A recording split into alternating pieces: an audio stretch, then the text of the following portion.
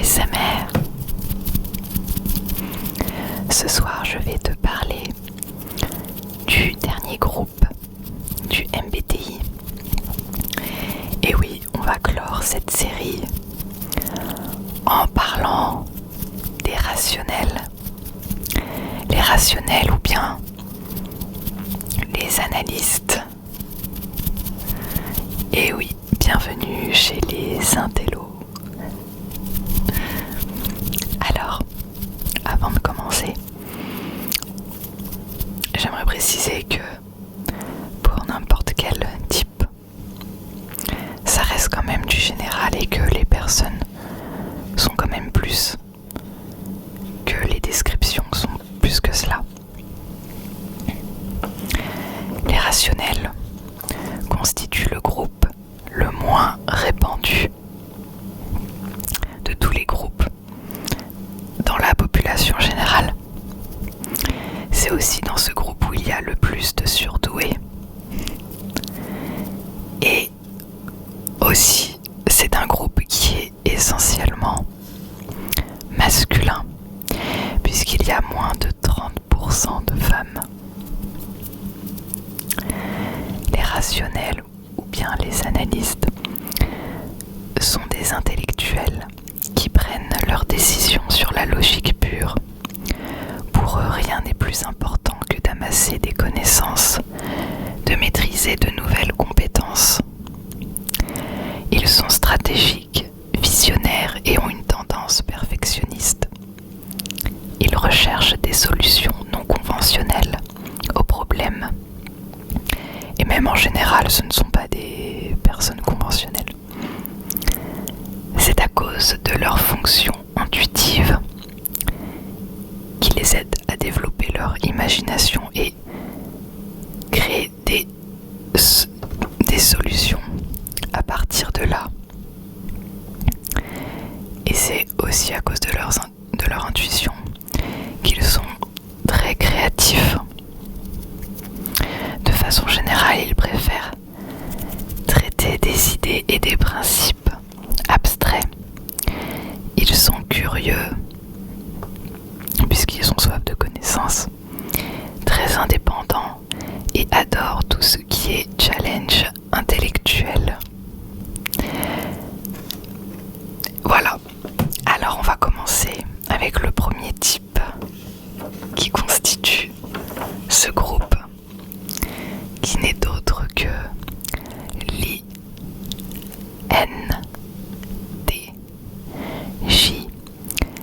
l'INTJ, qu'on appelle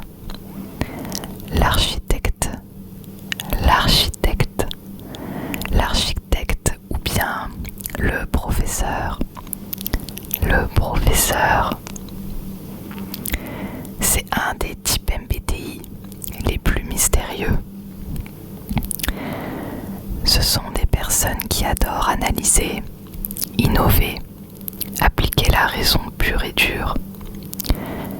Ce type MBTI avance dans la vie comme sur un plateau de jeu d'échecs. Comprendre le mécanisme des systèmes, le déroulement des événements est ce qu'il affectionne particulièrement. Il arrive facilement à prévoir des résultats logiques. Il aime beaucoup se plonger dans une idée ou un projet en profondeur et se concentrer entièrement jusqu'au but final. Il a soif de connaissances et cherche constamment à développer ses compétences. Il est perfectionniste et est sévère envers lui-même et les autres au niveau des performances. Il est réservé, sérieux et semble constamment réfléchir. Il est particulièrement indépendant et ne se laisse pas influencer par les idées reçues. Il a du mal à être en phase avec ses propres sentiments ou avec ce que les autres ressentent. Il a une tendance à croire qu'il a toujours raison. En amour, il est loyal et indépendant. Il peut prendre une approche scientifique dans la recherche d'un partenaire. Il est traditionnel et dans engagement longue durée. Il ne ressent pas le besoin d'exprimer son affection, comptant plus sur son dévouement comme marque d'amour. Alors au niveau de ses points forts, on a l'intelligence, surtout au niveau théorie, tout ce qui est théorique et abstrait. La confiance en soi, il est visionnaire, stratège, calme. Au niveau des points faibles, il peut être trop jugeant, arrogant, perfectionniste et insensible.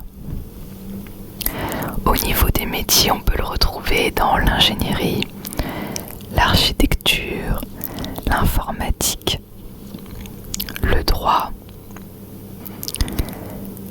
comme analyste financier ou bien dans les sciences. Au niveau des loisirs et des sports, il aime passer du temps seul, prendre des cours, tout ce qui est informatique, il aime beaucoup. Jeux vidéo.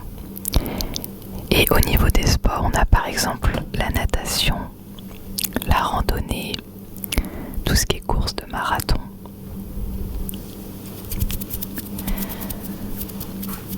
Au niveau des célébrités qui ont ce type, on a Christopher Nolan, Mark Zuckerberg ou bien l'acteur Colin Firth.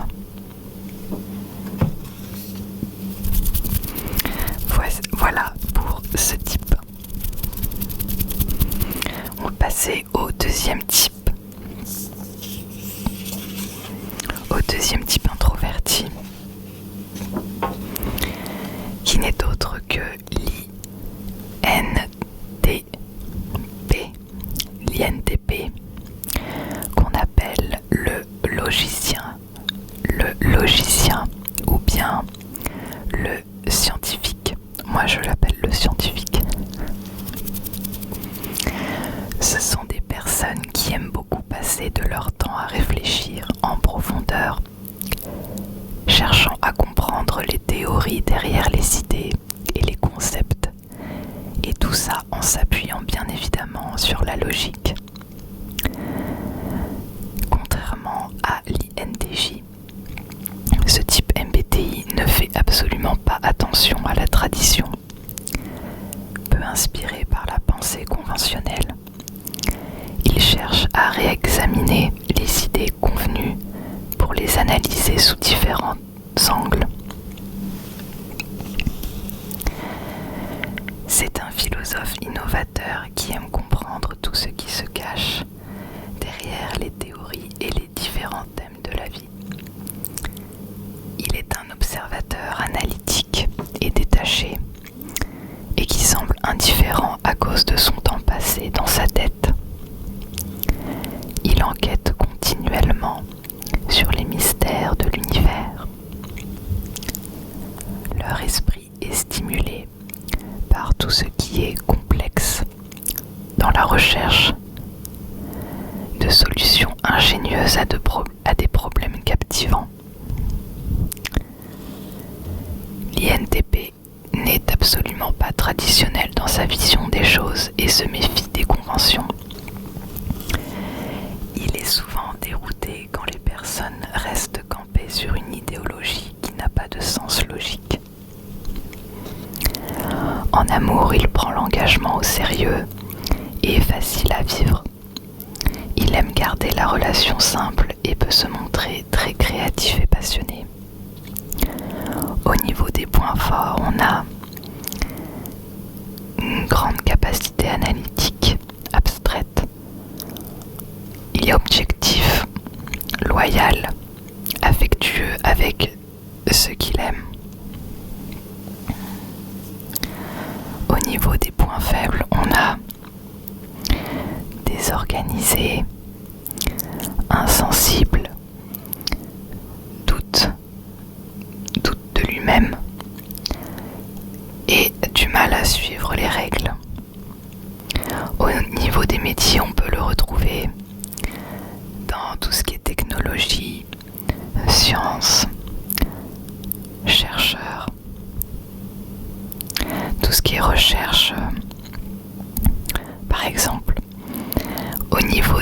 loisirs et des sports, on a la lecture, tout ce qui est événements artistiques et culturels, ça l'intéresse aussi, les échecs et les jeux de stratégie, l'écriture, l'informatique.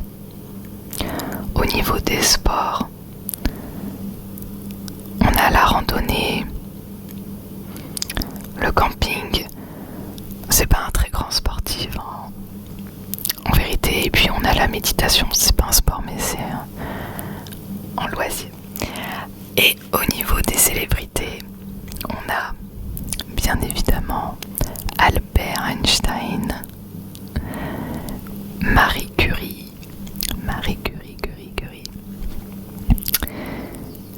Et voilà pour ce deuxième type. On va passer au troisième type, qui est le NTP. Le NTP.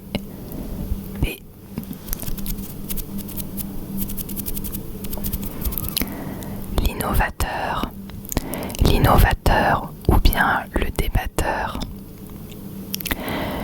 Ce sont des personnes qui sont focus dans la compréhension des gens et des problèmes et qui sont très à l'aise avec des changements fréquents et rapides. Et puis aussi avec l'innovation en général. Ce type MBTI est adaptable, curieux, expert à la résolution des problèmes complexes grâce à sa pensée créative et stratégique. Il adore se lancer dans des débats intéressants et relever des défis difficiles. Il est très dans la hâte, enthousiaste, confiant et charmant. Il n'est pas du tout attaché aux conventions et peut se montrer impatient et peu pratique. C'est un extraverti et il adore plaisanter avec les autres. Il a un très bon sens de l'humour. Il saute sur l'occasion dès qu'elle se présente pour challenger intellectuellement les autres. Il est très ouvert d'esprit, heureux de vivre et peu critique. Il est très fort pour réinventer les choses, remet tout en question et refuse de répéter les mêmes manières à faire une tâche. Il est l'un des types les moins enclins à suivre les normes de tous des 16 types. C'est un être intelligent et qui aime inspirer les autres. En amour, il peut avoir tendance à papillonner. Dans une relation, il cherche à être stimulé, il sera avec plein d'idées dans la tête pour faire évoluer les choses. Il cherchera à comprendre et résoudre les problèmes de l'autre. Il peut se montrer parfois peu fiable et inattendu. Au niveau des points forts, on a innovant, créatif, bon communicant, flexible, confiant. Au niveau des points faibles, trop insouciant, pas pratique. Il a tendance à procrastiner aussi, ne suit pas du tout les règles et peut parfois se montrer insensible. Au niveau des métiers, on a tout ce qui est business et finance, les médias et le divertissement. L'architecture, technologie, la technologie ou bien les sciences. Les célébrités qui ont ce type. Léonard de Vinci,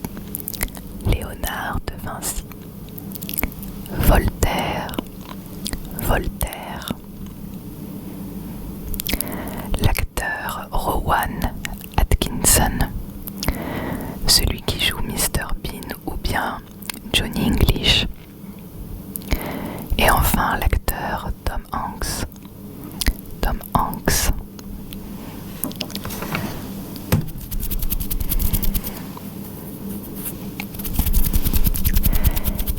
maintenant on va terminer avec le dernier type MBTI qui constitue ce groupe.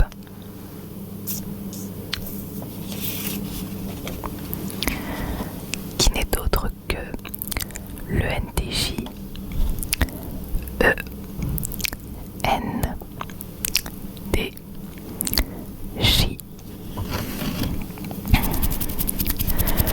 Le NTJ, alors c'est un petit peu particulier ce type parce que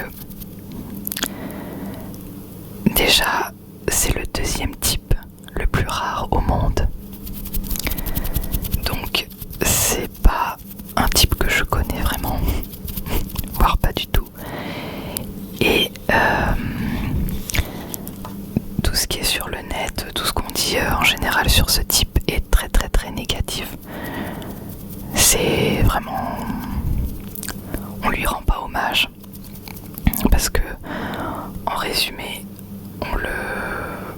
on le décrit comme un gros psychopathe, sauf que je trouve ça un petit peu injuste, donc j'ai une description un peu plus courte, on va dire, pour ce type là.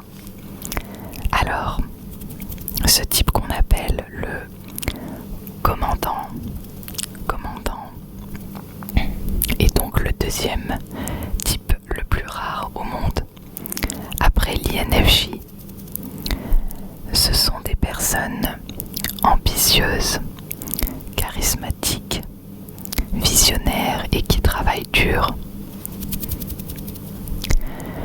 Ce type MBTI est un leader dynamique, déterminé et organisé. C'est un dirigeant stratégique qui organise les personnes et les systèmes de façon à garantir l'atteinte des résultats. Il est animé par l'envie de réussir et de gagner en pouvoir et influence. Il a une forte présence intellectuelle. Il est curieux et il est intellectuellement sceptique. Il préfère se concentrer sur l'image globale que sur les détails. Il est amical et grégaire. En amour, il est loyal et distant. Il voit ça comme un partenariat qui pourrait lui servir. Il peut se montrer encourageant. Au niveau des points forts, on a le leadership, organisé, bon communicant, stratégique. Au niveau des points faibles, insensible, intolérant, têtu et peut se montrer arrogant, entre autres. Au niveau des métiers, on peut le retrouver dans tout ce qui est business, finance, management, dans les ventes, l'ingénierie, le divertissement.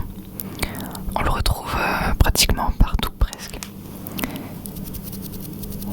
Au niveau des loisirs, alors là, il me semble, oui, ce que j'ai vu, parce que j'ai pas marqué sur ma feuille, j'ai oublié.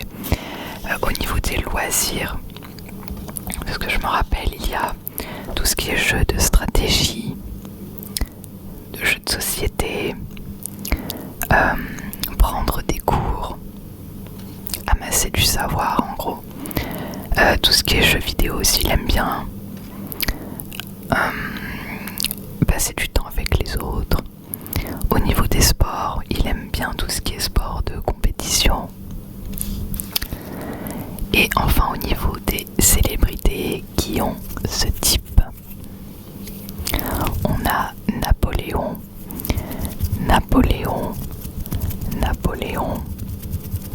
l'acteur Georges Clooney, ou bien Steve Jobs.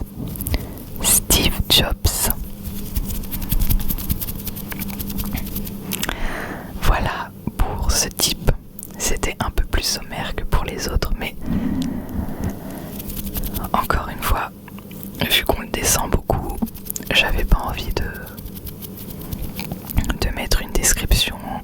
vraiment négatives sur lui, sur ce type. Et voilà, j'espère que ça t'a plu. C'était donc le dernier groupe de cette série. J'espère que tu auras appris des choses. Ça reste quand même en résumé. Bien sûr, les personnes sont plus que cela en profondeur.